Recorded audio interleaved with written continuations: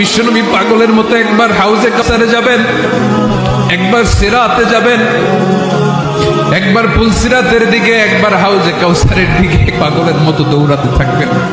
তার কোনো গুনাহগার উম্মত যাতে জাহান্নামে ঢুকে না যায়, সেদিন কেউ সুপারিশ করতে পারবে না বিশ্বনবী ছাড়া। এজন্য 5 নম্বর আল্লাহ বললেন, মান যাল্লাযী ইয়াশফাউ ইনদাহু ইল্লা বিইযনিহি। কার সাহস আছে, কার এত বড় বুকের পাটা কিয়ামতের কঠিন দিন আল্লাহর সামনে দাঁড়িয়ে সুপারিশ করবে? কারো ক্ষমতা, কারো ক্ষমতা নাই।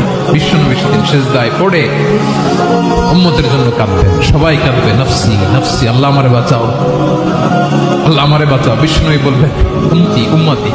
বিশ্বনবী আমার জন্য কাঁদবেন, আপনার জন্য কাঁদবেন, আমাদের জন্য সেদিন কেঁদে কেঁদে জাহান্নামের দরজায় দাঁড়িয়ে আমাদেরকে টেনে টেনে জান্নাতে ঢুকাবেন।